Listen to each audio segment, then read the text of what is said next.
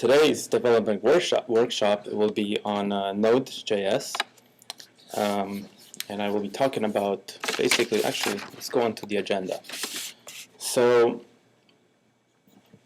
we have basically 4 sections that we will cover, actually just 3 sections, and so we'll start out with, I'll just go over what Node.js is, like pretty much a high level of it, how it works. Then I will go through the tagged application of Node.js, meaning real-time, and we'll look at that, how that works, and like how the architecture works on a high level. And then we'll look at a live example, which happens to be tag.com, and I will talk about how the actual implementation of the communication works and how we get data. All right. So let's start. All right, so Node.js, what is it? Well, it's basically a set of libraries that's built on top of V8, which is the JavaScript engine inside Chrome, and it does a lot of networking tasks. It's created by Ryan Dahl, and as he put it, Node.js is a whole bunch of sugar put on top of a very complex virtual machine written by Google. So let's just get straight into it to see how it works. So in this here on the right, you see some example of PHP code.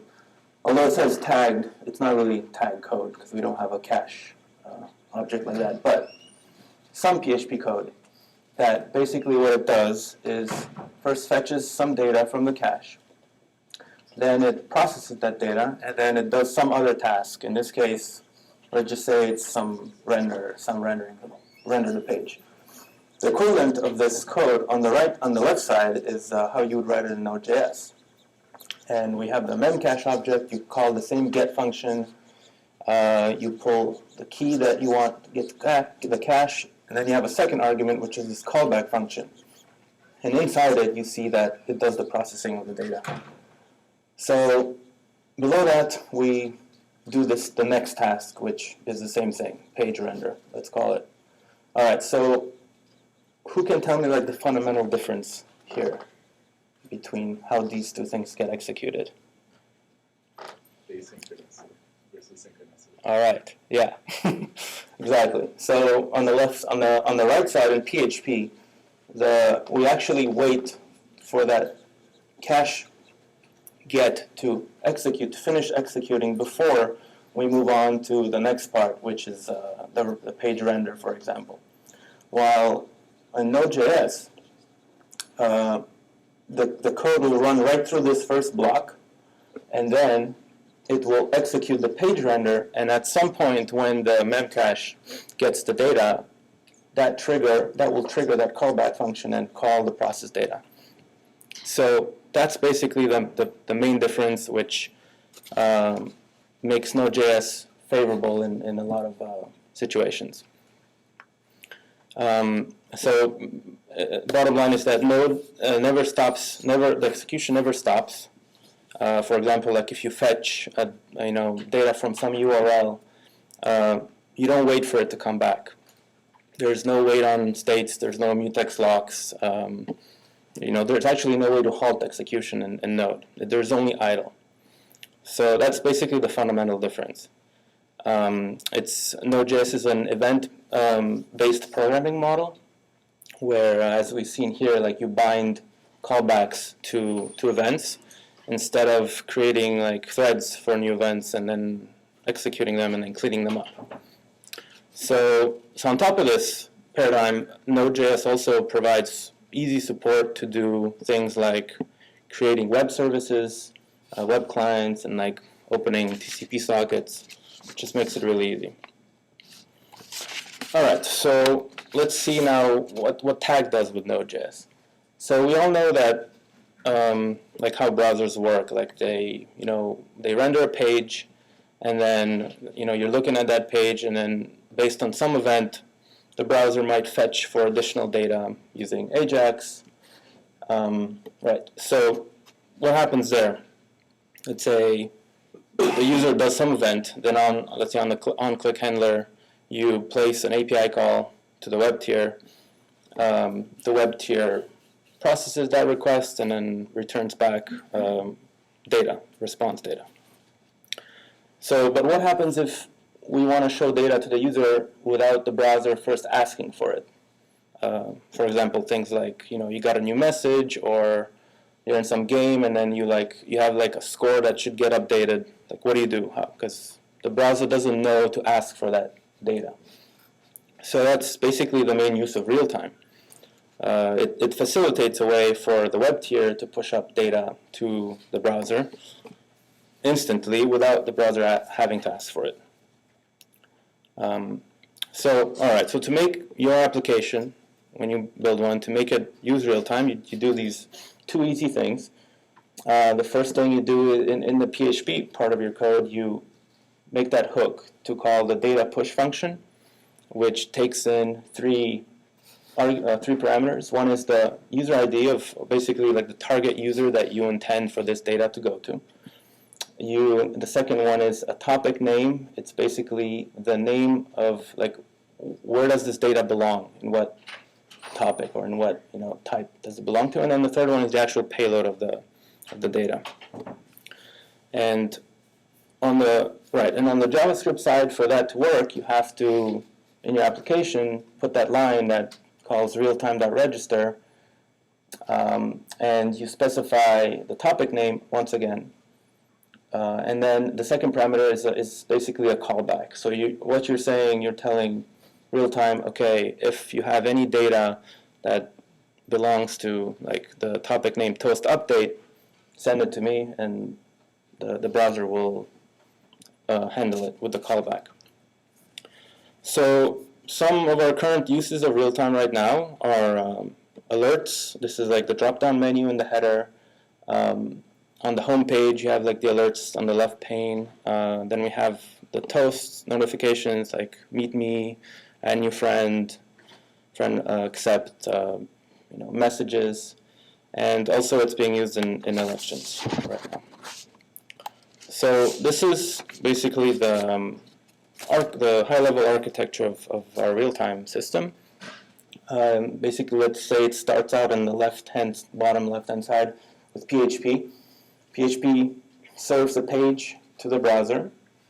The browser then renders that page. It executes the JavaScript. Inside that JavaScript that gets executed is that one line we saw earlier, which is tag.realtime.register.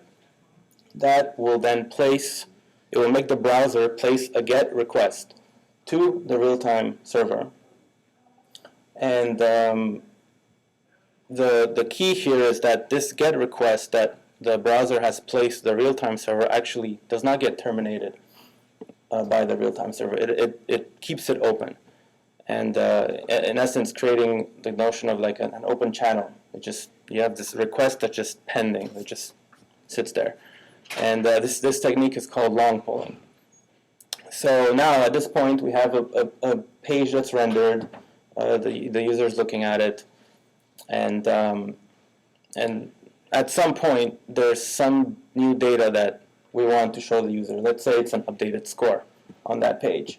So PHP will call Node using that function we saw earlier, data push, and it will send Node the target user, the topic name of that data, and then the payload. So the real-time then takes this, and it sees, okay, it first determines whether this user that this data got pushed to, is this user active? In other words, does it have a open connection with that browser?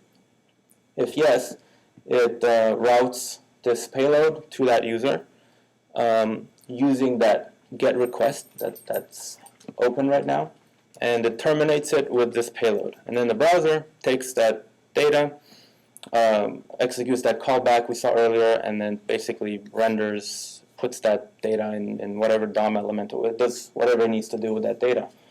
And as soon as it does that, and as soon as the JavaScript finishes that processing, the browser then initiates another GET request to the real-time server, so there's never any downtime.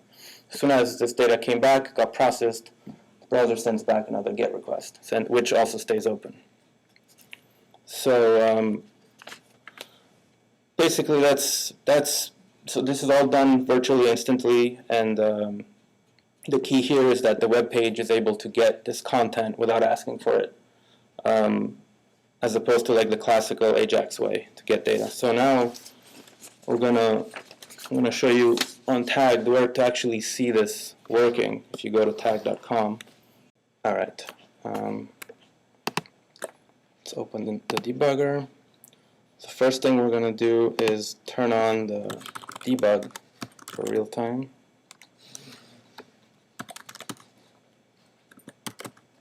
Okay. All right, so at this point the page is rendered and we have that open GET request to the real-time tier, but where is that GET request?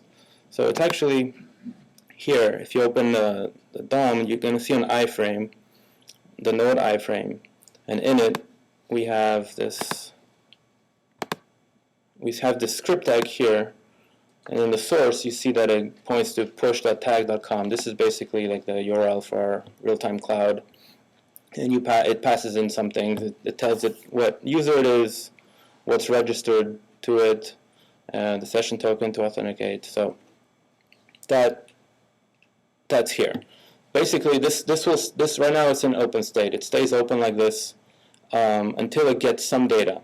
But if it doesn't get any data, it will not stay open forever because the browser times out these open requests after a certain period of time, and we don't want to wait for that limit to kick in. We actually want to do it ourselves so that way we control the process. So it stays open. And it's okay. So okay, ignore these other errors. Not sure what they are, but at this point, when I turn on the debugger, we already had that request outgoing. Here we see this guy outputted. This is basically a print statement inside the function that handles data being received by the browser client, and then we can see actually the object that real-time sent us back. In this case, we can check out the data payload, and we see that it's empty. So this is actually one of those routine channel terminations that just forces the browser to reinitiate another one. It happens it's on average about every 90 seconds, this thing happens. So as soon as this got processed, you see here, send request, the real-time client, it sent another request right away, which basically just put the URL back into the script tag, and it's basically reinitialize it, and it's waiting for another response, be it data, be it, if any of these get updated, it will come back in this object in the handle response. And so that's how Tagged uses real-time, and it's actually, there's like ongoing work with it, other projects. There's like a PubSub project being worked on, Presence, Decadence is going to use it. So there's a lot of ongoing work done with this. And and Nalin will actually discuss, he built this really cool prototype using Node.js that's the search and browse page, and it actually relies on Node.js to fetch the data. So I'm going to show you guys a demo about the search browse page that Alex talked to you guys about. So the project was dealing with actually redoing the search browse page using Node.js and using some of real-time and some other techniques that Alex talked to you about. So hopefully I can get it to work. And we basically had to interface with a few different things, especially with the data that we're currently using with Tagged right now. So we had to interface with our search browse, the Solar component, which is our search engine, Memcache, our Oracle database, as well as the real-time system, which Alex built. So if we go to the browse page here, so As you can see, this page actually was rendered mostly using Node.js, and it's actually a lot faster than our current page. So so that's how fast one page load takes. And another feature that we built in was having infinite scrolling. So you can keep on scrolling down and it just keeps on fetching search results for you. So I don't know if you noticed, I'll try and show it to you guys again. So the scroll bar gets smaller and smaller, and it fetches it really fast. And I'll show you guys around how long it takes if you use the old search. So I just need to...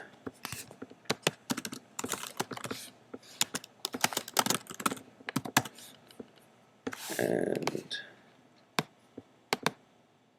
so yeah, there's definitely you can see that it takes a while for it to load. I mean, on dev it's not that bad, but there's actually a big difference in if you look at the speed times.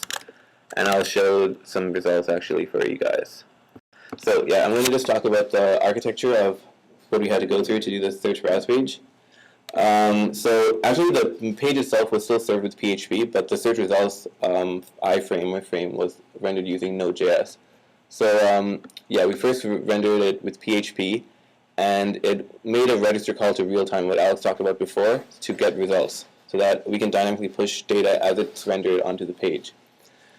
Then inside the Node search app, as I said before, there's 4 main components which we use, which was a real-time system, Solar, which is our search engine, and Memcache and our Aura database stuff. So basically what it did was it got a request from Solar and got the results back, and then it fetched the user objects asynchronously, as Alex probably described before. Using Memcache, if there was a cache miss, we would hit Oracle, and they would do that all asynchronously. So one real cool advantage was that in the event there was like a delay for one user object, it wouldn't slow down the whole process, because whenever it would be ready, it would be pushed onto the page. And the performance, as you can see, it outperformed a lot compared to PHP, about like 10 times faster on average. We did like 2 types of tests, which completely missing the cache and hitting the cache altogether, just to see the difference between database performances. And one interesting metric is, as you can see, there's a different time between like when 5 results are displayed on the page and the whole page is rendered. And the reason why is because of real time and the asynchronous method, we can push results as they come onto the page. So PHP, I mean, it's the same because you can only render the page at once, but there's a difference between having a certain amount of content and the whole content. So that's pretty important, because we can start to render pages and we don't have to push everything onto the page at once, or as things are ready. Like if there's one user object and it was delayed for some reason, you can push it whenever it's ready onto the page. And yeah, I think Alex already talked to you guys about the other new projects which are using Node.js. Well, I'll just go over them since we have a slide. Yeah, the PubSub system is, we're using Kafka as our PubSub hub, and the client driver and all that stuff is written in Node.js. Presence is also using real-time and the PubSub system in order for that to work. Decadence and Group Chat are 2 new projects, and they're also heavily relying on PubSub and real-time. So there's a lot of Node.js stuff going on. And one other thing is that Node.js is right now like a pretty popular choice if you want to build like a small server. Like we're using UDP relays, tiers, or there's the Solar engine, search engine, we have update queue. So for any sort of small server that we want to build, Node.js is, in the infrastructure team at least, it's a pretty popular choice because it's pretty simple to develop and it's small and contained. We don't need to like set up Apache or a robust server on it. So yeah, any questions from me or Alex? Okay, so the question was how many Node servers we have in production. And okay, Alex is going to answer. So the answer is 3. So there's 3 machines, and I believe we're at 8 instances per box, 12 per box, because you can run multiple instances of Node, and that's how it gets started. There's more to that. So there's also the Solar update queues that's also running in production, and running Node, and we have Kafka UDP relay tiers, and actually Node UDP relay tiers, and they're also in production. So there's quite a few, and yeah, there's going to be more. So it's not there's 3 machines. 3 machines is for real time. That's not all the machines that we have running Node.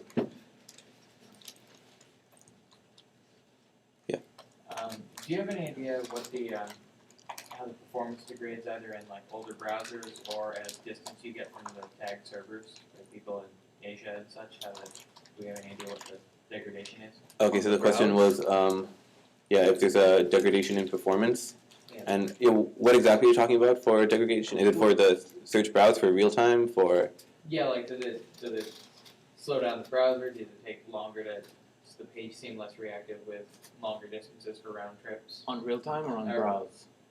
Like, well, anything using the node sort of way.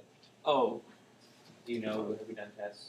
No. it should be No. constant, but I mean, Sometimes the results come back from real time before the API call returns, Oh, really? so that actually can be an issue. Interesting.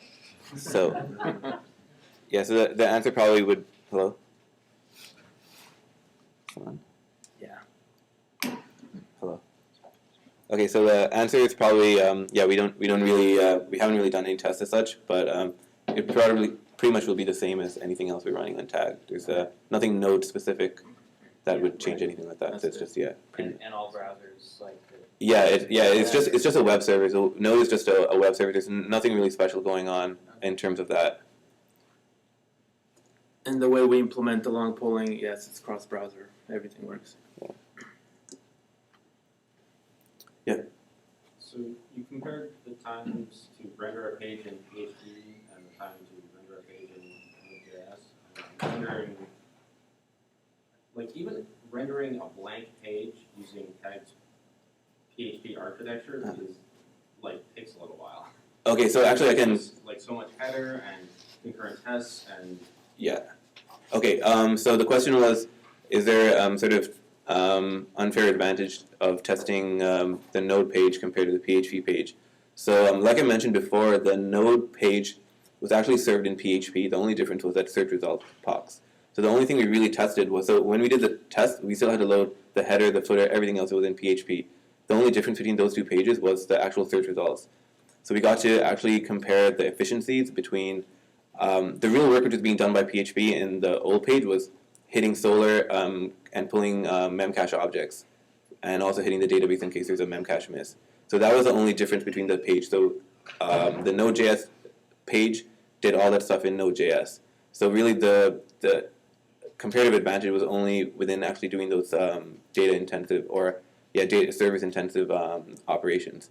So it didn't really get an unfair advantage from, because those times included having the render footer and header and everything else. Actually, it was really, we're just testing on how fast the search results itself was rendered. So nothing else had to get rendered. If that's clear. Advantage would come on pages where there's lots of other users, like browse this or friend this or something, because in PHP you have to do it when every user has to finish before you get your Right. All right. Yeah. So like John said, the way that we got speed increases was that if we had to do, when we did it in PHP, we had to render the user 1, then user 2, then user 3. We had to do it sequentially, but Node can do it in parallel.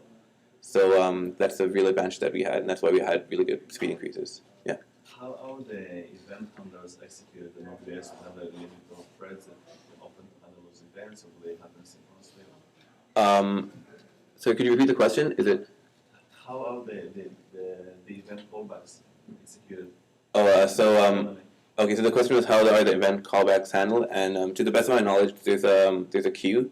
So every time you add a new callback, it gets added onto this event queue, and then on each tick, it goes and executes the next callback that you have. A single thread. Yeah, exactly. Yeah, it's single thread. So a cool thing about Node.js, it lets you kind of do stuff that you would have to do either using multi-threaded concurrency sort of programming, but you can do it simpler without having to do synchronization and in just one single thread.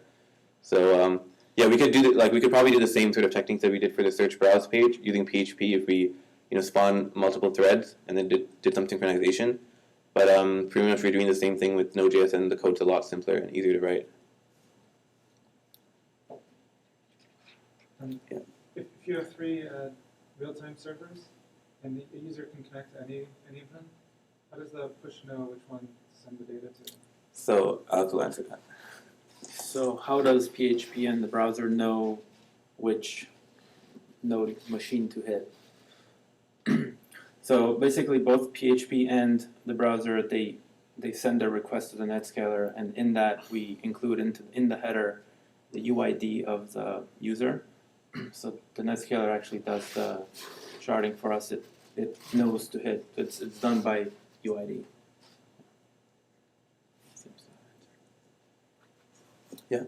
Is the direction to eventually start phasing out PHP on the front end and use that? Okay, so the question is, are we planning on removing PHP on the front end?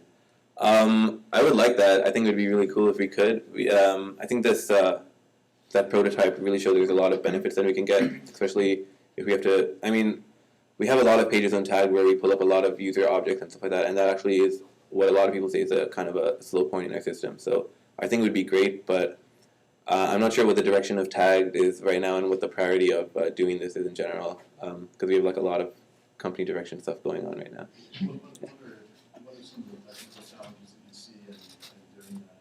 Right. I think you know, we've got a lot of backend services that use hashing and that type of thing. Right. There's no hashing.